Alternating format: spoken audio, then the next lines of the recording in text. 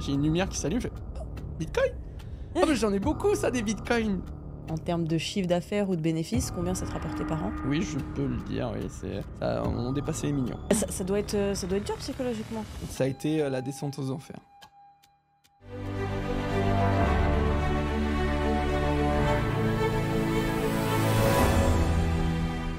Salut la team et bienvenue dans ce nouvel épisode de L'argent, rien que la vérité. Je suis super contente de vous retrouver aujourd'hui parce que j'ai un invité spécial qui est un peu atypique. Il a eu plusieurs facettes dans sa carrière, donc j'espère que tu vas nous en parler. Je vous présente Joe. Merci de m'accueillir en tout cas. Enchanté d'être présent pour parler un petit peu de mon parcours, je crois. Donc je ferai en sorte de répondre à tes questions avec le plus de détails possible. Voilà, l'objectif de ce podcast, si vous venez d'arriver ici, c'est donc de parler des tabous de l'argent de façon le plus transparente possible. Maintenant, on te laissera nous guider dans ton parcours avec du coup les points négatifs parce qu'on sait que ce soit dans le milieu de l'entrepreneuriat ou des investissements, c'est un peu les montagnes russes. Donc autant des fois, on est très content, autant des fois un peu moins. Et donc du coup, je vais commencer déjà avec la première question. Est-ce que tu peux te présenter? On va commencer par là, déjà. Ok, je vais me présenter. Donc, je suis Jonathan Dos Santos, je suis cofondateur de la société RubyChain et je suis dans le milieu du Web3 depuis 2019. J'ai commencé avec une petite histoire, mais on en parlera, avec la perte de 884 bitcoins. J'ai fait le buzz avec ça. Bref, en tout cas, j'ai un cursus d'ingénieur. J'ai travaillé dans de grandes sociétés comme Dell Technologies, Microsoft, Soprasteria. Et aujourd'hui, je suis régulièrement en tournée pour faire des conférences sur l'intelligence artificielle et le Web3, des tables rondes. Et je conseille et j'accompagne les entreprises à avancer, en tout cas, dans ces nouvelles technologies qui est l'intelligence artificielle et le Web3. Ok. Tu fais ça depuis combien de temps? L'intelligence artificielle? L'intelligence artificielle, ça fait un peu plus de 3 ans. Ok. Oui, donc tu es vraiment arrivé aux prémices en fait, de l'intelligence artificielle, quand ça a commencé vraiment à se développer. En tout cas, que ça avec l'arrivée notable de OpenAI avec ChatGPT. Ouais. Même si en soi, ChatGPT 1, c'était déjà présent depuis de nombreuses années. Mais cette interface de communication assez simpliste qui permet à tout le monde de pouvoir interroger l'intelligence artificielle qui est ChatGPT, c'est arrivé il y a 3 ans à peu près, si je ne dis pas de bêtises. Et donc, du coup, c'est là où on a vu une porte ouverte, en fait, sur des choses possibles, des choses, une multitude de choses possibles, en tout cas. Ouais. Avant de parler, du coup, de tout cet aspect de ta carrière, parce qu'au final, là, c'est vraiment basé Web3. Le Web3, tu as commencé à quand, exactement? Alors, c'est un long parcours, ça, par contre. Mais bon, comme on dit tout, j'ai commencé exactement en 2010. Je te dis pas de bêtises. Ah oui, vraiment au tout début. En prémisse. En fait, j'étais dans une école d'ingé qui s'appelait Instam à République sur Paris. Et j'ai eu la chance d'être dans de ce cursus. J'étais avec une amie, avec plusieurs amis, mais une amie en particulier qui m'a parlé de Bitcoin. Et en parlant de Bitcoin, elle a dit « Ouais, ça, il faut que tu puisses en avoir, donc il faut faire ci, il faut faire ça. » Et moi, assez curieux, donc j'ai voulu regarder, j'ai voulu voir ce que c'était. À l'époque, le SHA-256 était possible, on pouvait le miner avec des cartes graphiques. Donc j'avais la chance d'avoir des cartes graphiques. Donc aujourd'hui, je crois qu'il n'y a plus de possibilité de retour en arrière, mais on va dire que j'avais des cartes graphiques gratuitement. Okay.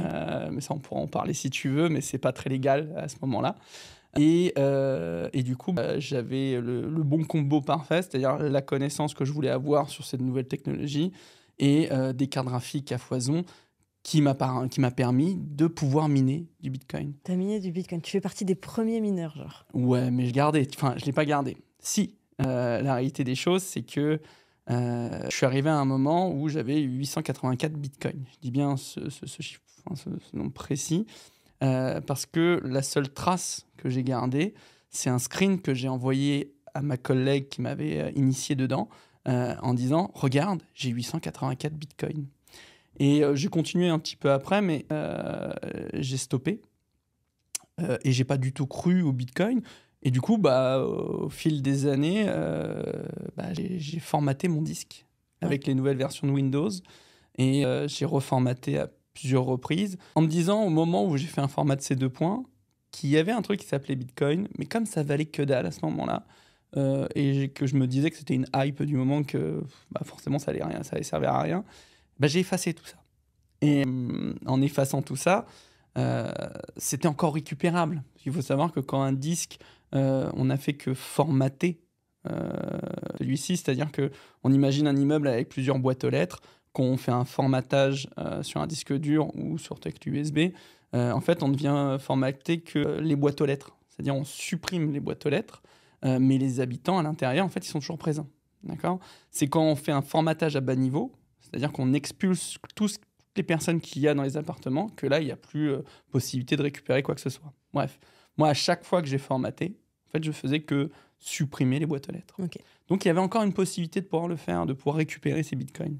Sauf qu'à un moment donné, mon disque commençait à souffrir, commençait à avoir des secteurs défectueux, et j'ai fait un formatage bas niveau. Et en 2018-2019, en parlant, en étant dans une conférence dédiée à Microsoft, au Louvre, devant beaucoup de personnes, je me mets à parler de technologies avancées comme l'hyperconvergence et d'autres nouvelles technologies que voulait sortir Microsoft à ce moment-là. Et à la fin de la conférence, j'ai une personne qui vient me voir et qui me dit que ces nouvelles technologies, c'est super. Par contre, on devrait parler aussi du Bitcoin, de la blockchain. Et quand il me dit ça, ça me fait un gros tilt. Tu vois, j'ai une lumière qui s'allume, je fais « Oh, Bitcoin ! Oh, mais j'en ai beaucoup, ça, des Bitcoins !» Mais vous en avez combien ? Et là, je lui dis, je sais pas, 800, 1000, j'en sais rien. Et là, il me regarde avec des gros yeux. En fait, ce que je crois, la chose dont je me rappelle le plus, c'est ses gros yeux. Et il me dit, mais vous savez combien ça coûte ? Et je sais pas, quelques centimes, non ? Et à ce moment-là, ça devait coûter 6 000 euros. C'est ce que c'est. Et là, je le regarde, je pense qu'il y a un petit temps d'attente de quelques secondes. Et là, je me dis, mais attends. Un bitcoin, 6 000 euros ? J'en avais 1000 ? Un truc du genre, tu vois. Et je dis, mais non, c'est pas ça. Et je me rappelle que j'ai passé tout le week-end qui a suivi à chercher dans mes sauvegardes si j'avais sauvegardé quelque chose, si j'avais gardé un truc, si je pouvais récupérer quelque chose. Et la seule chose que j'ai récupérée dans mes sauvegardes, c'était un screen que j'avais envoyé à cette personne sur MSN en disant, regarde, j'ai 884 bitcoins. Et voilà. Putain, c'est incroyable. Du coup, aujourd'hui, ça représenterait quoi, 884 bitcoins ? Bon, on est à peu près à 100 000. 100 000 fois 1000. Ah putain, t'imagines. Ça doit être dur psychologiquement, quand même. Non, pour 2 choses.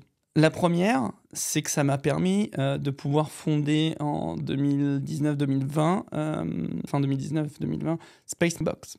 Space Mining Box, c'était la possibilité à chacun de pouvoir miner de la crypto-monnaie. Peu importe que ce soit du Bitcoin, de l'Ethereum, etc.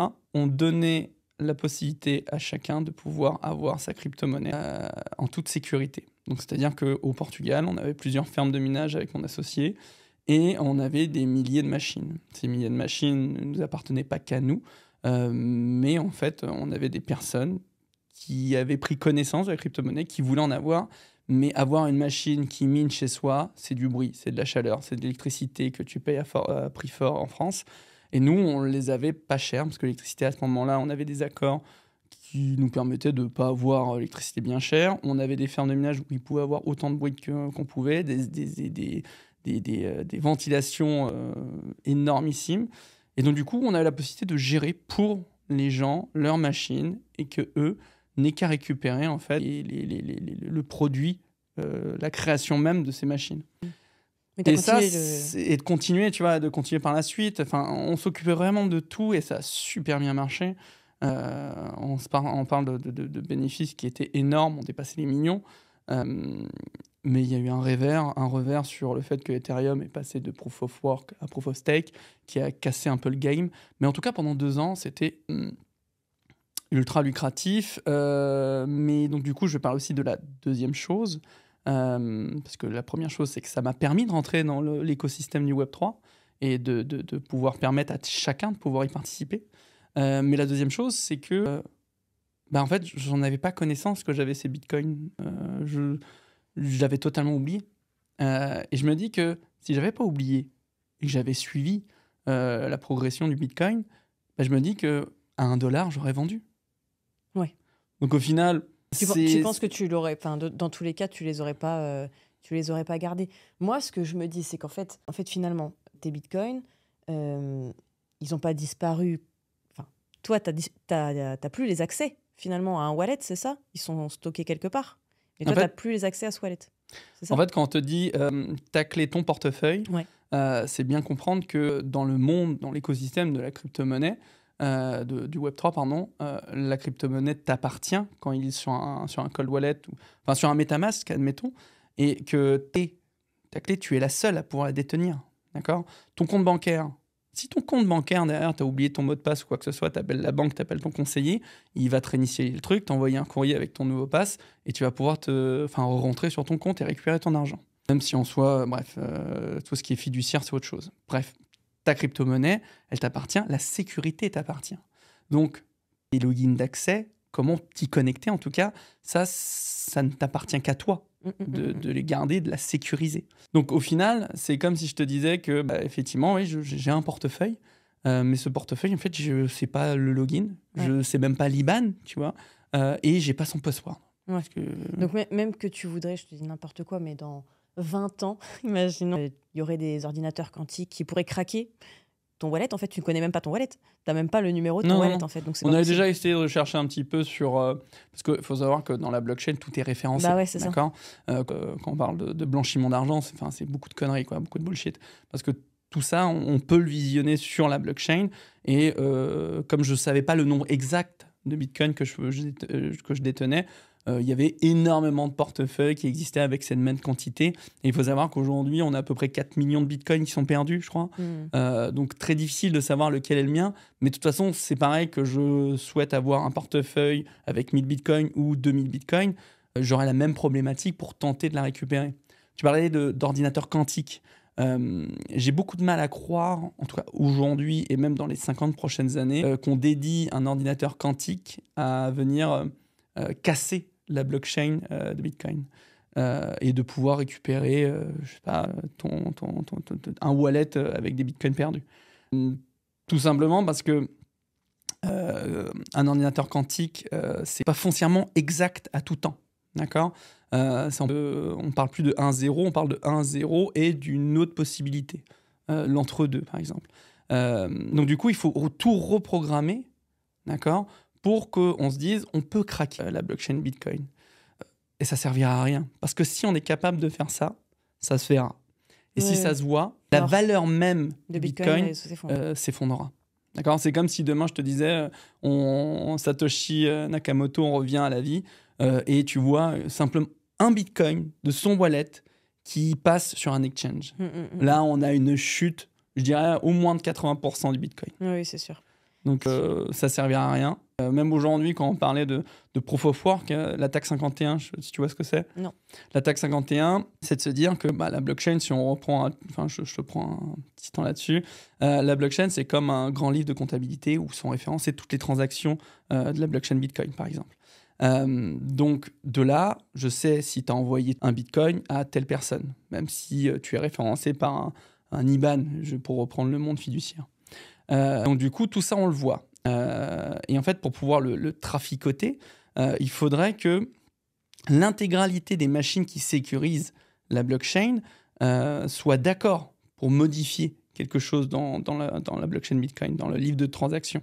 Et ça ne se fera pas. Par contre, ça pourrait être possible si quelqu'un détenait 51% de toutes les machines qui sécurisent la blockchain Bitcoin. Et à ce moment-là, il pourrait avoir le droit de changer, de modifier la blockchain en elle-même, de modifier des transactions.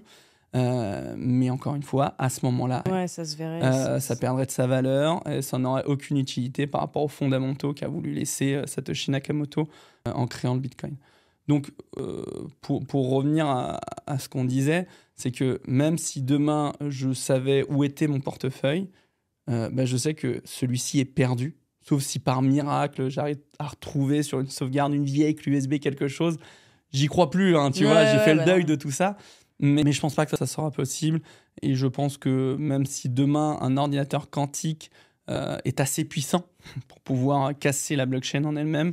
Ouais, en fait, ça perdrait de la valeur automatiquement. Instantanément. Donc, ça, pour moi, ça serait totalement inutile. Ouais, je comprends. Donc, ça serait dépenser des milliards et des milliards d'euros pour tenter de modifier quelque chose qui, au final, te rapportera rien du tout. Ouais. C'est fou, cette histoire. En vrai, je sais que tu me l'avais déjà raconté l'une des premières fois qu'on s'était rencontrés, je crois. Et j'avais trouvé ça dingue. C'est cool que tu puisses nous la partager aujourd'hui. Du coup, tu as anticipé ma question qui était c'est quoi la plus grosse somme d'argent que tu as perdue?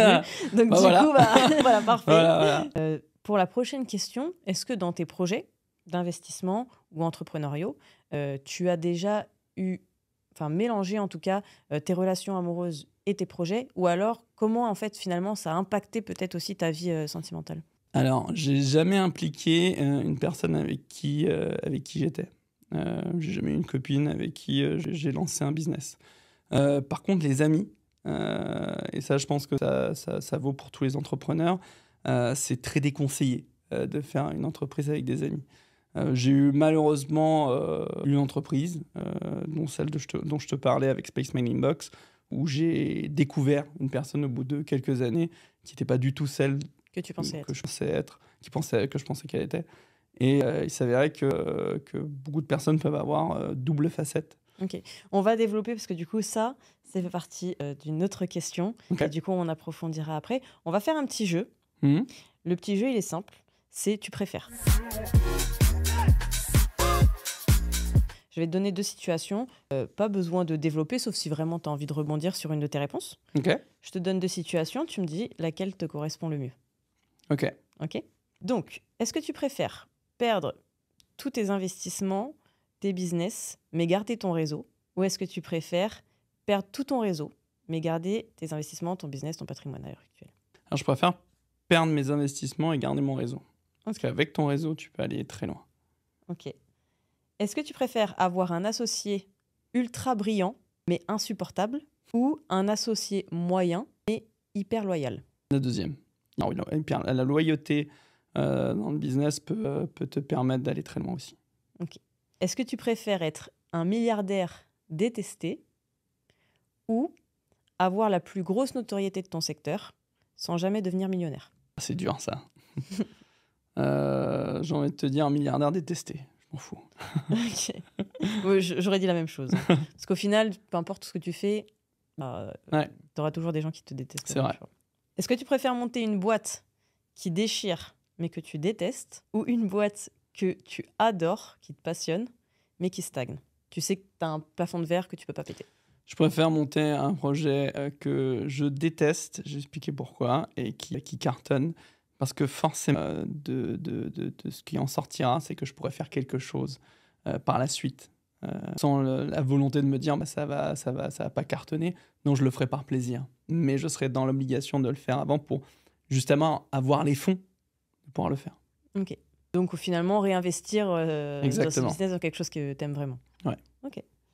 Est-ce que tu préfères gagner 1 million par mois, mais travailler 7 jours sur 7, ou gagner 10K par mois en toute liberté? Si tu me dis que je travaille 7 jours sur 7, quand est-ce que je vais le dépenser, ce million, tu vois? Donc non, je préfère gagner 10 000 € en toute liberté. Allez, parfait. Du coup, ça nous ramène à notre 3e question que tu commençais du coup à développer, où en fait, on va rebondir un petit peu sur à quel moment tu as failli tout abandonner, entre guillemets. C'est un grand mot parce que, bon, en fonction de la détermination de chacun, on n'abandonne ou pas. Mais le plus gros coup dur, là, tu parlais de ta difficulté avec ton associé. Du coup, qu'est-ce qui s'est passé exactement? Est-ce que ça a compromis en fait l'existence de votre société en commun? Totalement. Ouais. Alors, Space Mining Box, on a eu la chance de monter haut et de redescendre très bas. C'est-à-dire qu'à l'époque, le minage était rapportait énormément. On était sur des bénéfices qui étaient exorbitants. Ça s'est arrêté du jour au lendemain, même en ayant prévenu avec des newsletters, avec des visios à chaque investisseur. Ça a été la descente aux enfers, pour être très clair, parce que le protocole qui nous rapportait le plus a fermé. Et donc du coup, nous, on a beaucoup cru que ça allait être quelque chose en mode hybride, tu sais, où on s'est dit, ils vont pas fermer totalement, c'est pas possible, tu vois. Ils vont le faire, ils vont laisser un peu le minage proof of work et commencer avec les deux en même moment, tu as du proof of stake. Vous faisiez que de l'ETH? Non, on faisait de l'Ethereum, on faisait on a fait du Radiant même à une époque, du CAS, on en a fait plein, tu vois. On a fait des tests à droite, à gauche. Bien sûr, Ethereum était celui qu'on minait le plus. C'est d'ailleurs, tous nos clients étaient sur de l'Ethereum, on va pas se mentir. Mais on a tenté plein de trucs, d'accord. Et oui, donc du coup, quand tu as la vache à lait qui arrête, qui n'existe plus, qui est morte sur le coup, en fait, tout ce qui en suit derrière, que ce soit l'agriculteur qui s'occupe de la vache, les magasins qui s'occupent de vendre le lait de la vache, etc. Enfin, tout le monde ferme. Il n'y a plus rien, quoi. Et là, en fait, on s'est retrouvé à devoir rembourser des investisseurs qui voulaient récupérer leur argent, qui n'avaient pas compris, en fait, le système. Ils se sont dit, tiens, en fait, la vache à lait, ça rapporte, je mets 1000, je récupère 1000 euros sous 6 mois ou un an, tu vois. Et dit, c'est génial ça, attends, mais je mets 10 000, je mets 100 000. Et en fin de compte, tu as des gens qui ont été très menaçants, on va dire. Je rentrerai pas dans les détails, mais on va dire que c'est des personnes qui avaient des fonds, beaucoup de fonds, que mon associé de l'époque a accepté et qu'on a dû rembourser à équivalence. Ce qui a fait qu'on a dû vendre sur nos persos à nous, tu vois. Donc on va dire que cette société est montée très haut et est descendue très bas parce que dans le bas, je n'ai pas reconnu mon associé. C'est là que quand tu t'associes à quelqu'un, c'est comme un mariage en fait. Tu t'associes pour le meilleur et pour le pire. Et au final, que je ne connaissais pas cette personne sur le pire. Et donc, du coup, je passerai tous ces détails-là, mais cette personne a totalement changé quand on n'avait plus de rentrée d'argent. Okay. Et donc, du coup, tu as des business, il y en a plein qui sont sortis de ce pétrin, qui ont réussi à rebondir actuellement. Plein d'autres que non, mais moi, j'ai pas pu rebondir parce que ça peut être aussi ma faute aussi, mais pour le coup, cette personne, je ne souhaite que du bien pour le coup, mais voilà, c'était pas la personne que je connaissais. Tu ne sais pas à qui tu t'associes tant que tu n'as pas été dans le pire. Et il faut savoir que c'est dans le pire que ton équipe doit être la plus solide. Ouais, je comprends. Est-ce que suite à ça, c'est là où tu as arrêté le minage complètement du coup? Enfin, est-ce que tu as arrêté déjà le minage ou est-ce que tu continues quand même, mais peut-être à titre personnel ou... Non, parce que c'est pas rentable. C'est pas rentable parce qu'aujourd'hui, le coût de l'électricité en France, on est entre 17 et 22, je sais plus. Bref, faut savoir qu'aujourd'hui, tu payes pour miner. Donc ça vaut plus le coup. Et t'en as beaucoup qui ont perdu de l'argent. Et aujourd'hui, t'as aucun coin en France qui est rentable à miner. Donc c'est pas en France déjà que tu feras du minage. Et même dans des lieux un peu plus emblématiques comme Islande, etc., ça devient un peu plus compliqué, mais là, je passe par un ami que tu connais, qui est Florent Gabriel de blog.io. Il passera de toute façon le podcast aussi. Voilà. Donc, si jamais je dois conseiller une société qui cartonne et je connais le savoir de ces personnes-là et le professionnalisme qu'ils ont, si je dois miner un jour, je passerai par eux. Ok. Du coup, changement, tu pars dans l'intelligence artificielle, dans le Web3, enfin, tu restes dans le Web3, mais... entre guillemets, tu laisses le minage à cette expérience du coup qui a été compliquée. Et du coup, tu reprends, suite au fait à ton profil qui est ingénieur, tu reprends tu deviens développeur en fait dans l'intelligence artificielle. Alors, je deviens pas développeur. En fait, j'arrive en fait à adosser le rôle de gérant de société et mon rôle de manager de chez Microsoft. Chez Microsoft, en fait, ils sont à la pointe de la technologie, ça tu le sais, et on a la possibilité de pouvoir toucher à plein de technologies à droite à gauche, dont l'intelligence artificielle. Et l'intelligence artificielle me hype sur le moment, et j'essaye de manière autodidacte, en tout cas, de pouvoir entrer, de comprendre. Et à ce moment-là, il n'y a pas de formation, tu vois, adossée à l'intelligence artificielle, que ce soit dans l'utilisation. La seule chose que tu vas trouver, c'est des vidéos sur YouTube. Donc du coup, je me suis dit, je vais faire des petites vidéos YouTube pour apporter ce que j'ai appris de manière autodidacte aux gens. Ça a plutôt plu, ça a bien marché. Et c'est là que j'ai compris que il faudrait que j'aille plus loin. Parce que concrètement, en France, tu n'as même pas un quart des sociétés qui sont mis dans l'intelligence artificielle, qui ont dit on va tourner le sens de notre business pour intégrer de manière forte l'intelligence artificielle. Puis s'adapter, parce que finalement, je pense que l'intelligence artificielle, ça va faire que se développer. Ouais. Et indirectement, les entreprises qui le développent au sein même de leur écosystème, elles ont un avantage concurrentiel sur les autres Bien par sûr. rapport à l'avenir. Donc, Ouais, ce que je dis souvent en conférence, c'est que les entreprises qui n'acceptent pas l'intelligence artificielle, c'est comme si je te disais que elles n'acceptent pas Internet il y a 20 ans, tu vois. voilà, je prends le Et donc, du Minitel coup, souvent avec Internet. malheureusement, Tu vois, ça, c'est un truc totalement français. Hein. En France, on s'est dit que le Minitel, c'était ce qu'il y avait de plus précieux et que jamais personne ne pourra nous le détrôner. Et malheureusement, tu as Internet qui est arrivé. Et tout le monde a cru que c'était une connerie. Et finalement, regarde ce que c'est devenu aujourd'hui, tu vois. Ouais. Donc au final, on reproduit, en tout cas en France, souvent les mêmes schémas. J'ai l'impression qu'on n'apprend pas de nos erreurs, ce qui est dommage.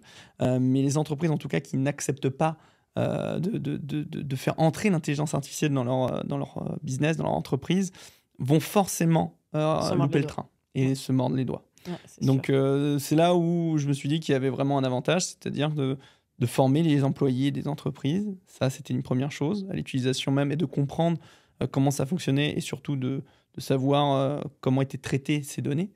Et par la suite, on s'est dit ça serait bien d'aller plus loin et d'aider du coup les entreprises à intégrer des solutions d'intelligence artificielle et pourquoi pas même en créer. Est-ce que tu peux nous dire, parmi, du coup, parce que tu as eu plein de vies différentes, on dirait, Ouais. Est-ce que tu peux nous dire quelle est du coup l'activité qui a été le plus rentable pour toi? J'imagine que ça devait être ta société de minage. Oui. Est-ce que tu peux nous dire, en termes de chiffre d'affaires ou de bénéfices, combien ça te rapportait par an? Oui, je peux le dire. Oui, on dépassait les millions. Ok. Voilà. On était 2 personnes et 3 personnes qui entretenaient les machines. Okay. Et on avait un chiffre d'affaires qui était bien. Ouais. Voilà, je ne pourrais pas en dire beaucoup plus, mais voilà. De plusieurs millions en termes de chiffre d'affaires. Exactement. Après, il y a les charges aussi qu'il faut déduire, etc. Ah, c'est ça. Et c'était en France? Non, c'était au Portugal. Ah, c'était au Portugal. C'était une société au Portugal. C'était pas la même imposition, du coup, même si il y a quand même une imposition au Portugal. Il n'y avait pas de taxe sur la plus-value à ce moment-là, etc. Voilà. On va faire le deuxième petit jeu. Ce petit jeu, c'est un cap ou pas cap. Donc, pareil, je vais te donner des situations. Tu me dis, est-ce que tu serais cap ou pas cap de les faire? Ok. Je te demande pas de les faire aujourd'hui, mais c'est juste, toi, est-ce que tu les ferais ou pas? Donc, cap ou pas cap de travailler avec un client que tu détestes juste pour le gros chèque? Pas cap. Ouais, pas cap. Cap ou pas cap de balancer un énorme dossier sur un concurrent pour l'éliminer? Tout dépend les liens que tu vas avoir avec cette société, mais j'en serais capable, oui. Ok.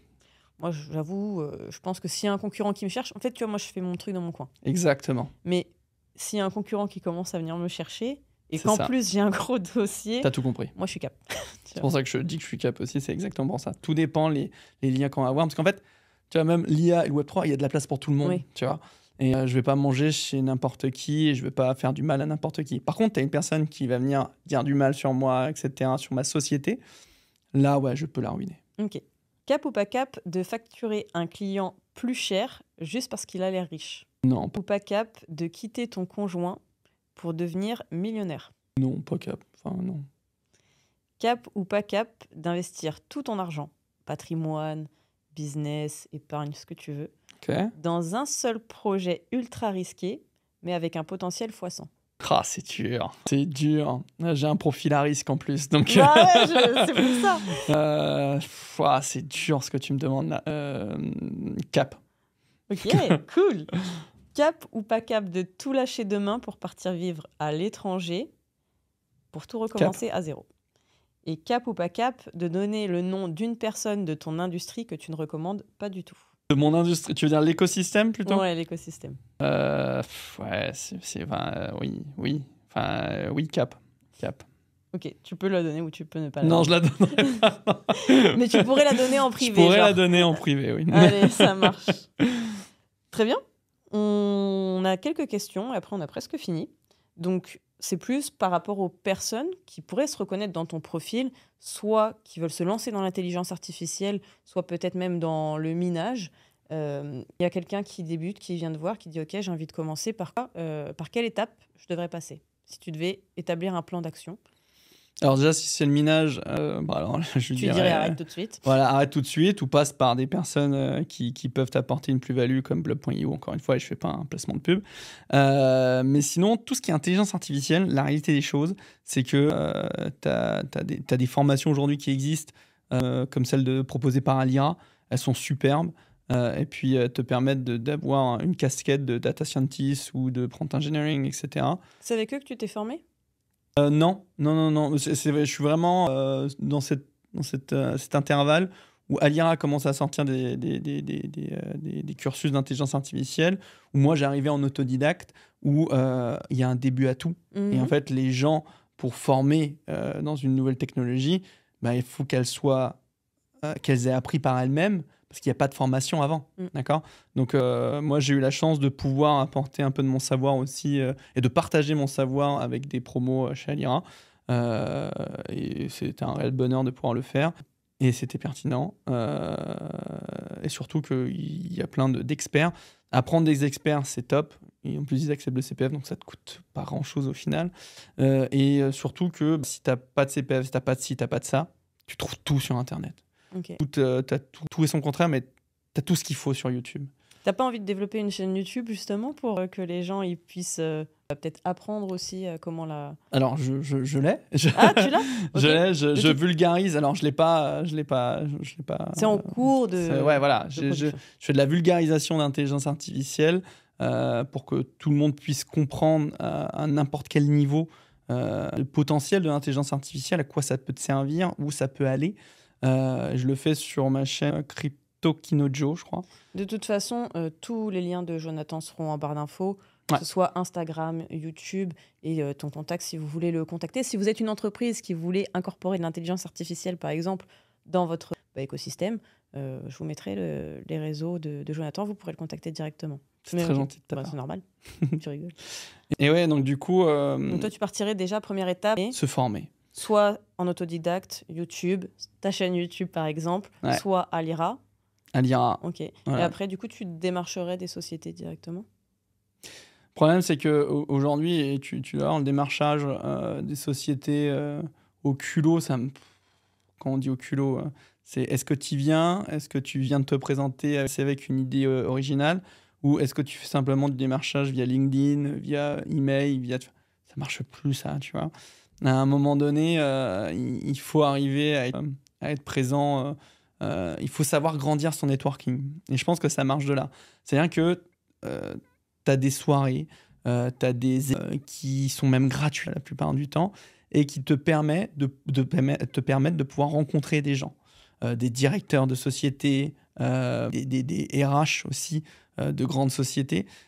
Tu peux faire la ronde d'une personne qui connaît une personne qui connaît une personne et qui va t'amener peut-être à un poste dont tu n'aurais pas imaginé ou à une possibilité, à un business qui n'aurait été possible que grâce à cette rencontre. Et je pense qu'aujourd'hui, c'est pas aller déposer son CV qui va fonctionner, c'est vraiment construire son networking à travers les réseaux sociaux, mais notamment à travers le physique, l'humain, à travers d'événements qu'il y a dans toute la France, que ce soit dans l'écosystème Web3, avec le Rubik, avec CryptoXR. Oui, parce que Jonathan a un événement annuel dans le Web3 qui s'appelle donc Rubik Chain. Rubik. Rubik. Ouais. Maintenant Rubik, ok. Maintenant, on le fait avec l'association de la ville. Et on sera sur 2 jours. On attend plus de 2000 personnes. Et on attend des très beaux mondes qui devaient venir cette année. De toute façon, pareil, je mettrai le lien de Rubik dans la description de la vidéo. Est-ce du coup, toi, tu as déjà investi dans l'immobilier? Parce que tu as investi dans plein de choses. Tu as monté des business avec... Du coup, tu as fait fructifier aussi ton argent. Est-ce que tu t'es déjà dit, OK, je vais me diversifier et je vais l'investir dans l'immobilier? C'est même presque toi qui me l'as appris, c'est qu'il ne faut pas mettre tous ses œufs dans le même panier. Tu vois. Mais si, j'ai investi dans l'immobilier. Aujourd'hui, alors j'ai plus d'entrepôts du coup, parce que ils ont été vendus. Mais j'ai 3 appartements avec au standing. Et, tu fais de l'investissement locatif du coup? Investissement locatif, tout à fait, loi Pinel. Toi-même, tu as des immeubles. Ouais. Je trouve ça dingue ce que tu as pu faire d'ailleurs. Il faudra vraiment le... Ah si, moi tu m'impressionnes. C'est gentil. Ouais, moi je me rends pas compte. Moi je trouve que c'est impressionnant aussi ce que tu as fait. Mais après, chacun, je pense, à son enfin, on va dire, ces atomes crochus, tu vois. Moi, maintenant, c'est vrai que je peux pas choisir entre IMO et crypto. C'est vrai que la crypto, je trouve que c'est incroyable. Je pense quand même que j'ai une petite préférence pour la crypto, mais je sais qu'en bear market, l'IMO, ça m'a tellement sauvé. Mais bien Tu sûr. vois, donc finalement, je peux pas cracher sur l'un ou sur l'autre. Mais du coup, toi, j'imagine que c'est quand même plus le Web3 que l'IMO. Hein. Ouais, l'IMO, bah, j'ai eu quelques billes dedans, tu vois, C'est bien. notamment au Portugal, etc. Mais en France, ouais, voilà, j'ai 3 biens immobiliers, mais il fallait placer de l'argent, il fallait bénéficier des taux qui étaient relativement bas à l'époque et qu'on ne retrouvera certainement jamais maintenant. C'est Euh, pas- Je sais pas, en tout cas, ouais, redescendre en dessous de 1, ça me semble Ouais, ça très, semble, très ça compliqué. semble compliqué. Après, tu vois, moi, je suis aussi mitigée. Je pense pas qu'on retrouvera des taux à 10. En fait, ça, c'était, si tu veux, l'immobilier de l'époque de nos parents, de nos grands-parents. Bien sûr. Mais en fait, les prix de l'immobilier n'étaient pas du tout les mêmes qu'aujourd'hui, tu vois. Comme l'immobilier là, a bien augmenté, c'est très compliqué de trouver des gens qui vont être solvables si les taux pour les Mais crédits ça, sont ouais. trop élevés. Donc, bon, on retrouvera pas peut-être des taux négatifs ou des taux en dessous de 1, mais moi, je vois mal les taux passer au-dessus de 6, par exemple, tu vois. Maintenant, on ne sait pas, on verra de quoi demain est fait, tu vois. Tout dépend les taux directeurs de la Banque européenne, Ouais, tu c'est vois. ça. Si là, on a perdu 0,25, je crois, qu'on est redescendu de Ouais. 0,25. Je pense et j'espère honnêtement qu'on aura la possibilité de pouvoir redescendre à des taux assez compétitifs comme on a pu avoir, nous, à notre époque. Eh ben écoute, j'espère que le dieu de l'immobilier t'entende parce que Ouais. moi, ça me va très bien. Mais oui. Ça me va très bien. On va clôturer ce podcast avec un dernier petit jeu. C'est un pour ou contre. Ouais. Donc, pareil, je vais te donner des petites affirmations et tu vas me dire est-ce que tu es pour ou contre ça. Ok. C'est bon? Du coup, première, je pense qu'elle va te plaire. Pour ou contre t'associer dans le business? Bah, pour. Pour? Malgré ce qui s'est passé, t'es OK de t'associer? Ouais. Ok. Ouais. T'as C'est pas- important. C'est important quand même de. Tout seul, c'est le truc qu'il dit, hein. Tout seul, tu vas plus vite, mais ensemble, tu vas plus loin. C'est vrai. Donc, ouais. Ok. Pour ou contre embaucher des amis, de la famille ou ton conjoint dans Contre. ton business? Contre. Pour ou contre les formations en ligne? J'étais beaucoup contre. Donc je dirais contre encore, mais je commence à accepter le fait qu'on doit pouvoir faire les choses de manière hybride, donc de donner la possibilité aux gens de pouvoir faire de la formation en ligne s'ils le souhaitent, mais de garder ce côté humain et de continuer à pouvoir former les gens en direct, face à face. Ok. Pour ou contre démarcher des inconnus en DM sur les réseaux sociaux? Contre. Pour ou contre entreprendre en France? Oh putain, pardon, j'allais dire quelque chose. J'aimerais te dire pour, mais je vais te dire contre. Ok. Pour ou contre investir en France? J'aimerais te dire pour, mais je vais te dire contre. Ok. Pour ou contre créer un compte fake pour espionner tes concurrents? Pour. J'adore. Bah, t'inquiète, il y en a plusieurs qui disent pour, mais moi ça me fait rire parce que c'est un truc auquel j'aurais jamais pensé. Mais ok. Et ben écoute, Jonathan, je te remercie. C'était hyper pertinent. J'ai trouvé que tu as été hyper transparent dans tes réponses. Tu nous as sorti quand même pas mal d'anecdotes J'ai essayé en hyper, tout cas. hyper intéressantes. Donc déjà, merci pour ta transparence. Est-ce qu'il y a un message que tu veux faire passer avant qu'on se quitte? Bah écoute, déjà vous pouvez me retrouver sur LinkedIn à travers toutes les vidéos de vulgarisation que je peux faire. Vous pouvez me retrouver aussi sur le podcast Ordinaire, HORS, Dinaire, pour pouvoir parler de tout le monde, des gens comme toi, comme moi. Et surtout, si vous avez un besoin dans votre entreprise, je suis là également. Mais le message que j'aimerais laisser, je vais terminer avec une phrase de Bob Marley qui m'a beaucoup suivi. C'est vis comme si tu allais mourir demain et apprends comme si tu allais vivre pour toujours. Ah, ça c'est cool. C'est vrai que pour moi, je pense que l'apprentissage, ça dure. Enfin, c'est là où tu continues finalement d'exister aussi au travers ton évolution, tu vois. Ouais. Donc, moi, j'ai une dernière petite anecdote à dire. Je pense qu'un jour, tu reviendras dans le podcast parce que je veux qu'on parle de ta carrière de chanteur dont on n'a pas parlé. Mais pourquoi pas parler aussi de cette vie-là que tu as eue qui pour moi, Je la est, continue, t'inquiète. non, mais incroyable. Donc, pourquoi pas en parler une prochaine fois. Merci beaucoup, Jonathan. Bah, avec plaisir, c'est moi qui te remercie. Merci. N'hésitez pas à vous abonner, à liker cette vidéo si ça vous a plu. Et je vous dis à très vite pour un prochain épisode. Ciao!